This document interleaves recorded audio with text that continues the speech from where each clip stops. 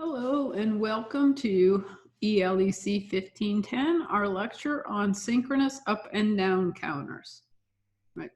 So a counter is a device which stores, and we can sometimes use it to display the number of times a particular event has occurred.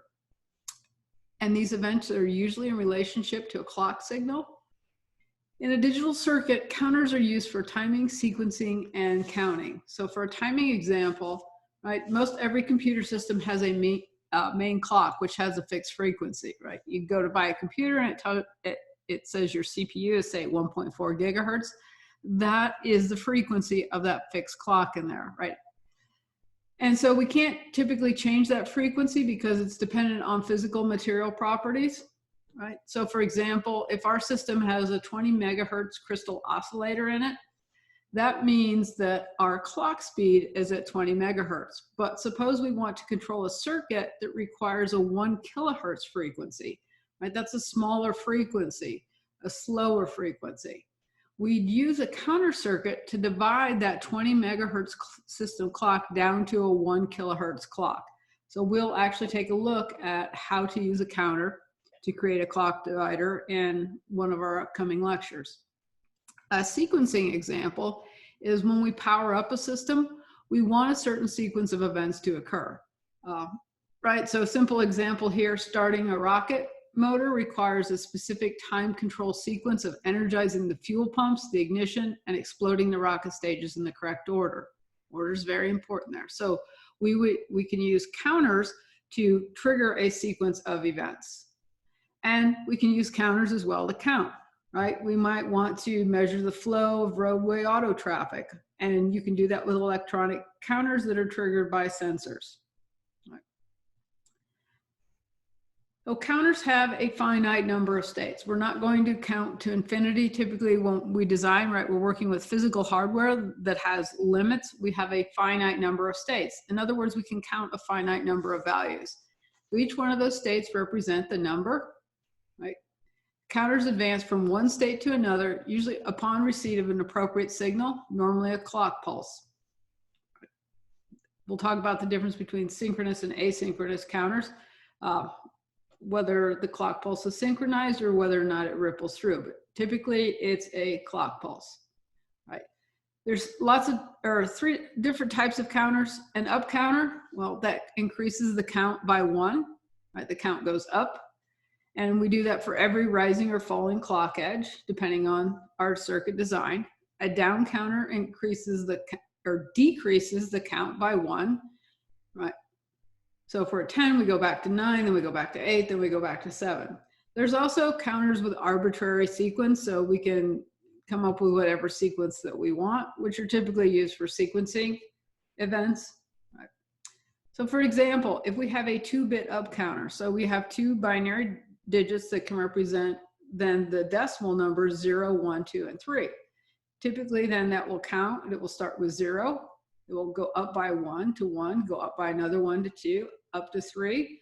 And then because we run out of finite states, we just cycle back around to the beginning. 3 cycles over to 1, we just keep counting up in the same sequence.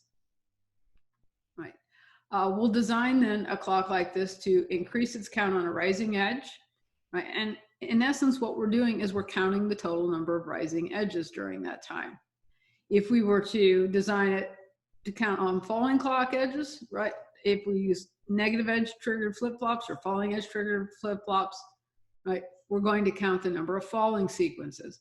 We can also design counters sometimes to count both edges.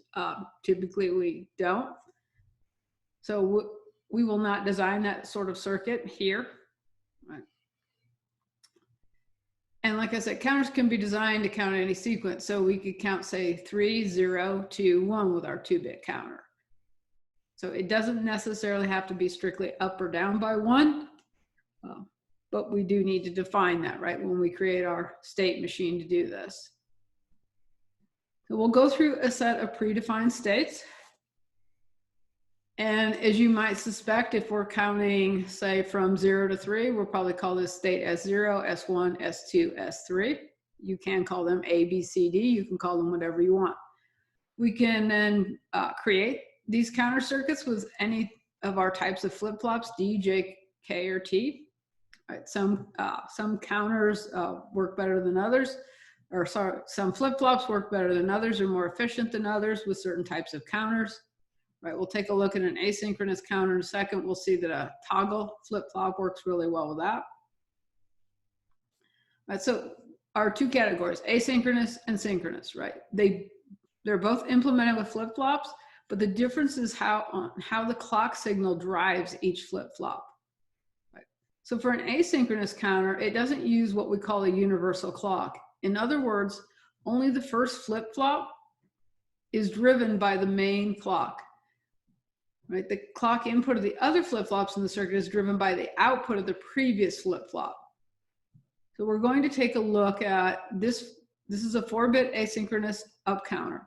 So remember, when you design a state machine, right, for a 2-bit counter, we would have 2 flip-flops because each flip-flop can only store 1 bit of memory. So if you have a 4-bit counter, you're going to have 4 flip-flops. So number of flip-flops, same as the number of bits. All right, so let's take a look at this particular 4-bit asynchronous up counter. Right, so for a 4-bit up counter, it could count all the way from a base 10 decimal 0 to 15. And then it would cycle back around to 0 again. Right, so this first flip-flop is driven by the clock. So this symbol right here is a clock, and you can see on the JK flip-flop, it's connected to the clock circuit.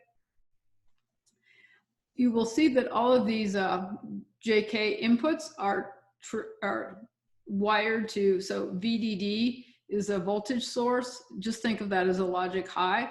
So remember, when both J and K are 1, they act as toggle inputs. You can see here then the counter output is Q0 out of this first. So this is our least significant bit in our state machine. And here's what we mean by does not use your universal clock, right? This clock is input to the first clock here on the lower order bit, but the clock of the next higher order bit is driven by the output of this flip-flop. And in this case, it's Q0. Right? And so you can see that is what drives this clock. The output of this flop, this Q0, drives this clock, right? And the output of this flip-flop drives this clock. So if it was a universal clock, then as we'll see in a synchronous counter, this particular clock signal would be connected to all of these. Right? We call these ripple counters, right? Because of the way the clock pulse ripples through the flip-flops. Right, let's take a look at an asynchronous counter. Right? Instead of doing the 4-bit, let's start here with a 3-bit. Right. And so what I've shown here is, actually, this is from another example that needs to go away. So here, let me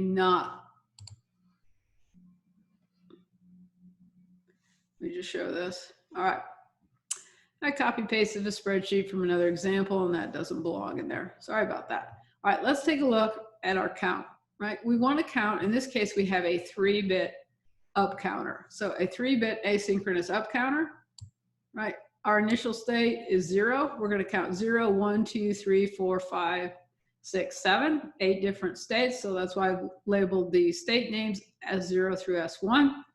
We start out counting at 0, right? Our next count will be 1. So if we want to show present state is 0, well, our next state, if we increase by 1, our next state would be S1. We go from 0 to 1. So here's our binary representation of 1. If we're in state S1, which is our count of 1, well, 1 plus 1 is 2. So our next state will be S2. Here's our binary representation of our next state. Right? So I've done this for the entire state table, right? Each one of these states is always 1 more, right? The next state is always 1 more than the present state. It's an up counter, we add 1. Finally, in the last state, in S7, we roll back over to the starting state of 0. So when our present state is S7, our next state is S0. All right. If we wanted to use T flip-flops for this, and we can use JK just as well, as long as we put them in remember, you can use JK as a toggle. I thought it'd be easier here just to show the T rather than the JK. And so let's take a look at, I'm going to hide a couple of columns. Let's hide this. Let's hide this. Maybe I'll hide these two. All right, what I want to do, all right, so in our present state, we have Q0. Our next state is Q0 plus, right? And we want to determine what input should be sitting there on the toggle. Remember when, if you look at the excitation table for the toggle flip-flop, or if you just remember that when your present state and your next state are not the same, you're toggling states, so your input to your toggle is a 1. So whenever your input to your T flip-flop is a 1, you'll toggle. Whenever your input to your T flip-flop is a 0, you don't toggle. Right? We've talked about this in a previous lecture on the characteristic equations of these flip-flops. Notice here, right, we're going to toggle. We're going to go from 0 to 1. Notice in every one of these, for Q0, we are going to toggle. 0 to 1, right, 1 to 0, that's a toggle. 0 to 1, present 1, next 0, toggle. Present 0, next 1, present 1, next 0, so we toggle. Right. And what I'd like to do then, right, is to, we could fill in these other hidden states here. So let me unhide and we're going to do Q1.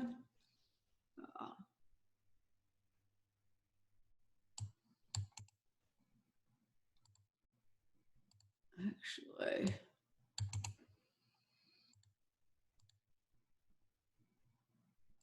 no, hiding and unhiding is worth it sometimes, but hopefully to make this easier for you to see. All right, and let me hide Q0. All right, so let's look at the equation that we're going to need for T1, right? So we're going to compare Q1 in the present state to Q1 in the next state. They stay the same. So when they stay the same, we want to hold state. So our input T must be a 0. Here in the next one, we're going to toggle. So this should be a 1. Here we're going to hold state. This should be a 0. We're going to toggle, right? The next and the present are different. Whenever they're different, we're going to toggle. Whenever they're the same, we're going to hold state, toggle, hold state, toggle. All right. So we have this every other clock cycle pattern of toggling. Right? And if we then go ahead and fill in T2, unhide these. Right. Just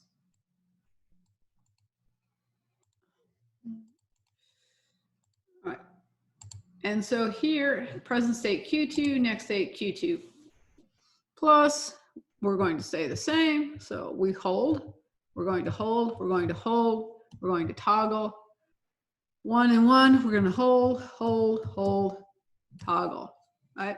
Toggle when we change. So 1 when we change from 1 to 0 or from 0 to 1. Otherwise, when we hold state, right, when the next state and present state's the same, we have this pattern. All right. So this looks like, right, just about every 4th clock cycle, we're going to end up toggling on this particular bit. So let's unhide all of these.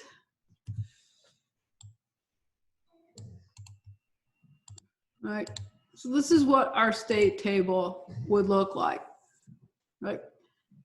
Now we're not going to K-map and derive equations for these. What we're going to use is we're going to use this behavior. We're going to take a look at the fact that T0, our least significant flip-flop, should toggle every single time. I'm going to minimize that and I'm going to bring up Quartus. All right. So we could use a T flip-flop. I've got a Quartus project started here. Maybe I need to actually zoom this up a bit, zoom out a bit for you. All right.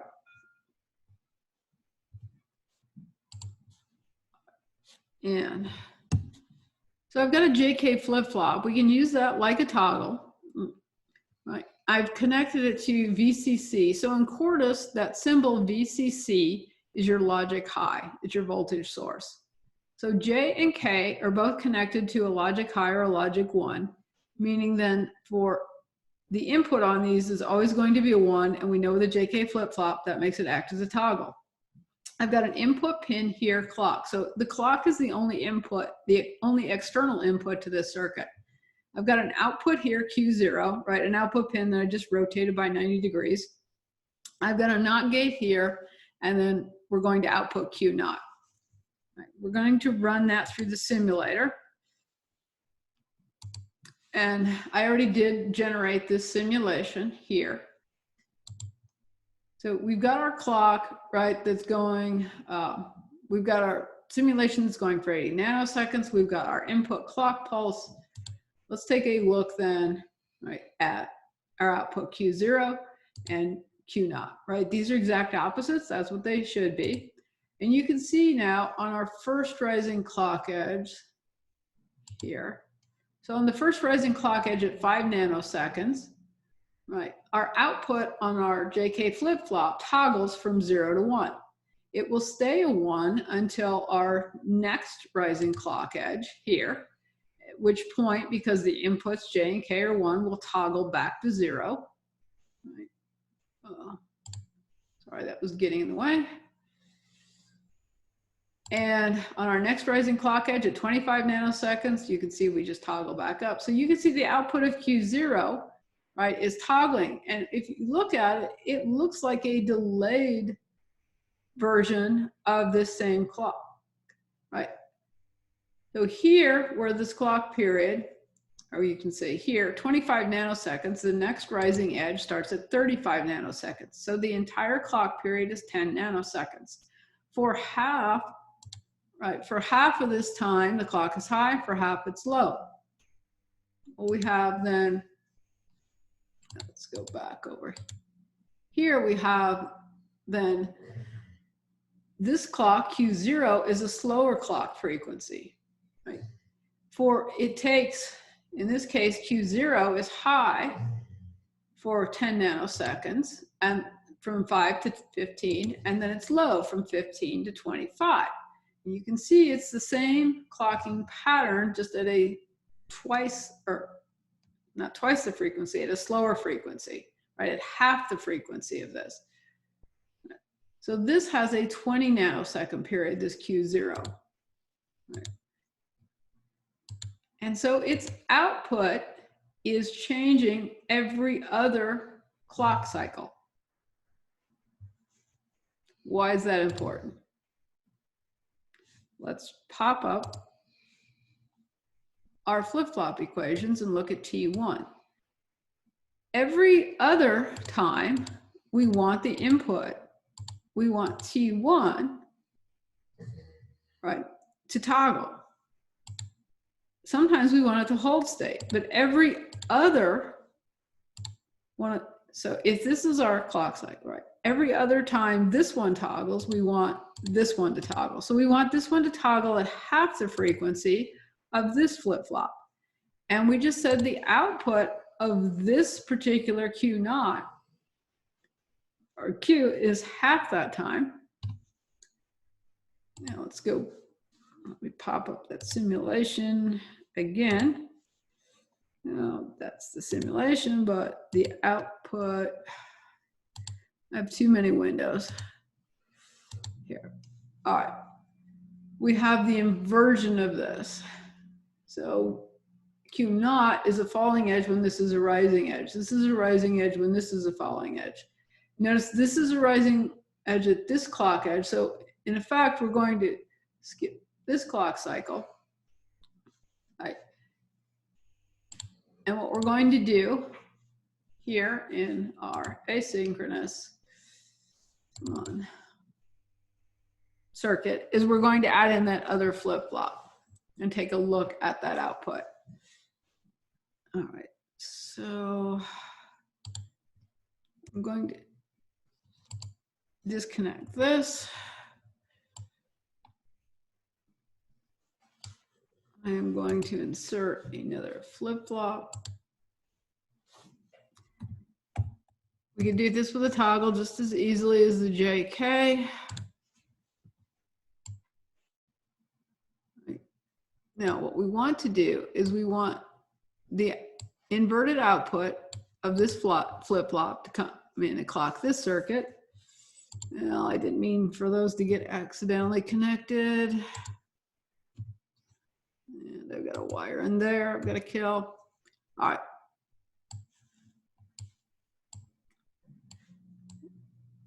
Now, we also want this to be connected to VCC. This is going to get a little bit ugly here. Let me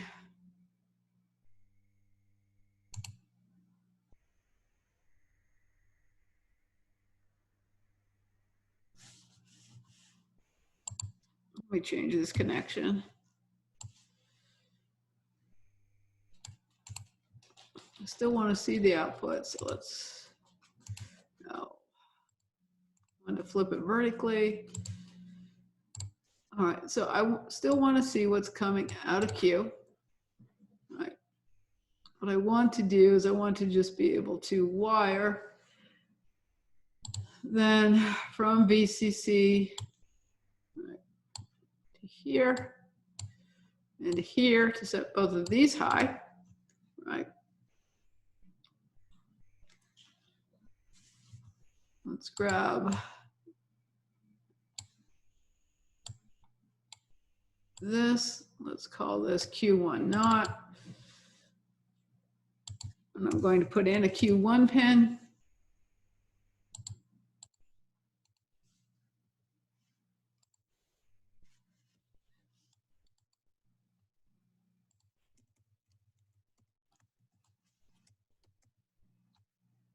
Let's rotate.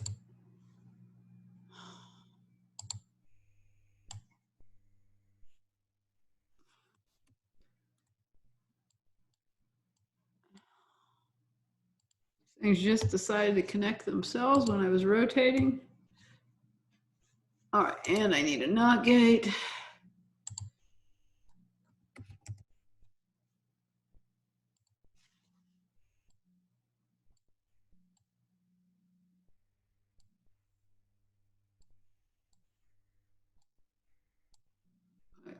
So this will allow us to see the output of Q1.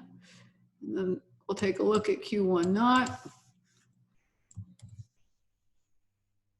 And save that. Let's run analysis and synthesis.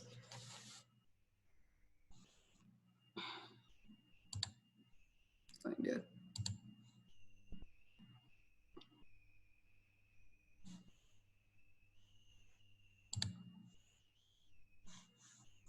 start another simulation.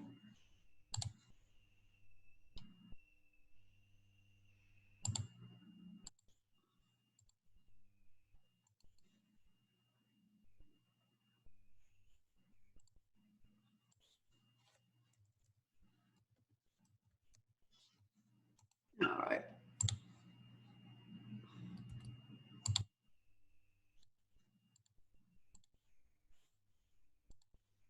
All right. All right, so I'm going to use a 10 nanosecond period again for the clock. I'm going to save this and tell it to run the functional simulation.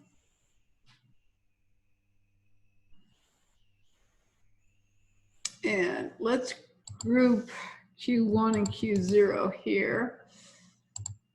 And let's call those our count, but I might want to group them in the other order. Yes, because Q1 is my more significant bet. So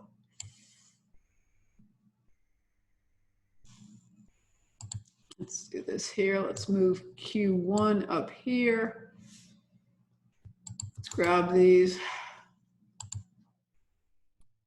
Let's count. Save it, resimulate it.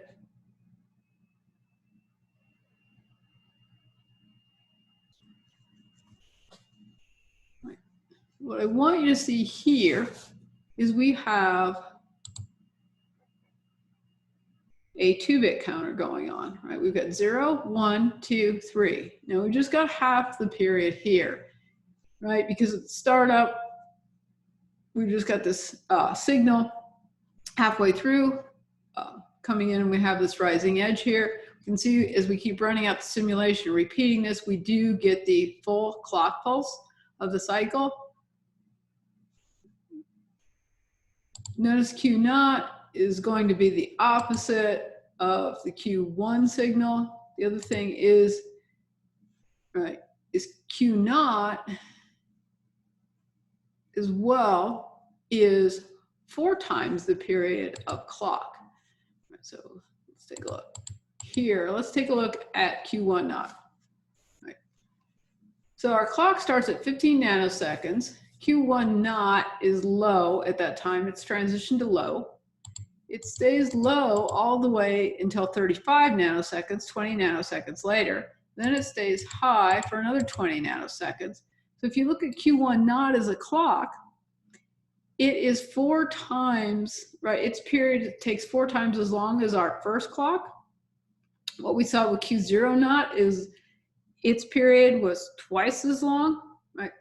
So Q0 naught is half the clock frequency. Q1 naught is a quarter the clock frequency. And we're going to use that to control then our third flip-flop in our count, which when we pop up our truth table, right? Finally, for T2, we said for T2, right, we only want that. So this T0 is oscillating with every clock frequency. T1 is oscillating with every other clock period. Right? T2 is oscillating with every fourth. Well, we'll take advantage of that then by adding that into our circuit. Where's Quartus? Here's our block diagram. All right, let me bring that back down a bit. Let's pop it up here. All right, and so we're still going to need that. All right, I'm going to rotate this. I'm just going to call this Q2. Now it's going to be our last output. We're going to insert another JK flip-flop.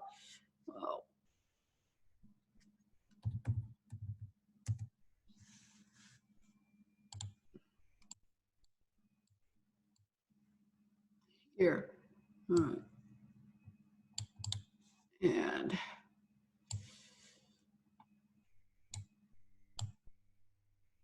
I'm going to wire these inputs, J and K, to toggle. Right.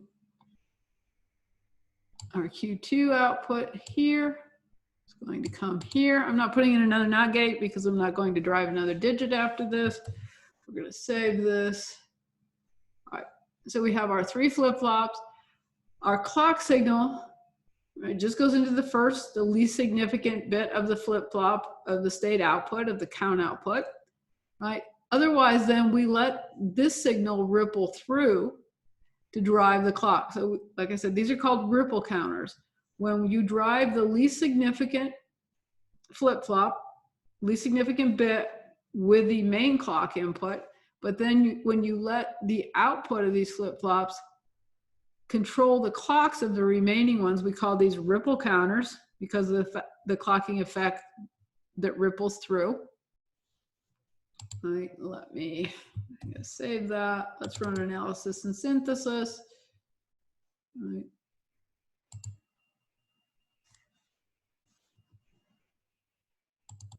Go ahead and bring up this waveform.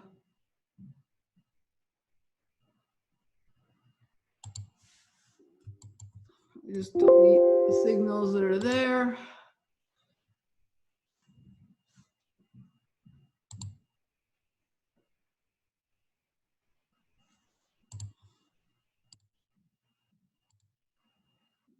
bring all of these in. We'll set our clock to 10 nanoseconds. And here. So Q2 is our most significant. So I want to make sure that Q2 is up here, Q1 is next, and the least significant, because I want to group them together to show the count. Right, we should have this 3-bit ripple carry counter, not ripple carry, ripple counter, carries for adders.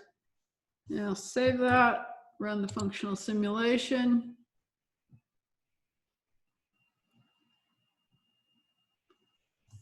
All right, so you can see now, right, we've got 0, 1, 2, 3, 4, 5, 6, 7, and it restarts back at 0. So this is then an asynchronous up counter, right? Because we're counting up by 1, it's rolling back over.